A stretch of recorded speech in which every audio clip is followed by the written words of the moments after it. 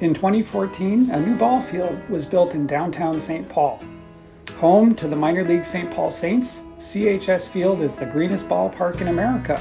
What makes CHS Field so unique is that it's the first building in Minnesota approved to use rainwater for toilet flushing, as well as for irrigation. CHS Field is beautifully designed, but has very little roof. What makes this whole project so much more special is that it harvests rainwater from the next door property. A 27,000-gallon cistern was installed inside CHS Field behind center field to hold the rainwater from the next door roof.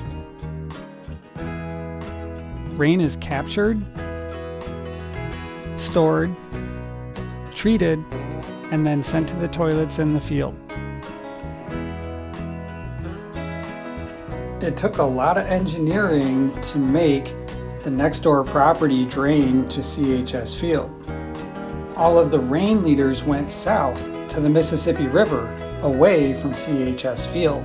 The roof drains had to be rerouted, poked through a wall, avoiding the train electrical grid, and at precisely the right time. The cistern was being built at the same time that the engineering next door was happening. The cistern is basically a 10-foot high corrugated metal shell with a gigantic liner holding all the water. The liner had to be carefully wrapped around the outlet of the tank, but once the cistern was ready, the penetration through the property boundary was able to be made. Rain brought into CHS flows through a black screening device. Pre-treated water is sent to the cistern, but can be bypassed when the system is not in use. The pre-treatment device screens out grit, debris, and leaves. And there are 3 ways water leaves the tank: an overflow, a winterizing drain, and the intake to the treatment skid. The treatment skid does several things. First, it does microfiltration. The canisters hold cloth bags. Second is UV disinfection. Bulbs inside the tubes neutralize bacteria.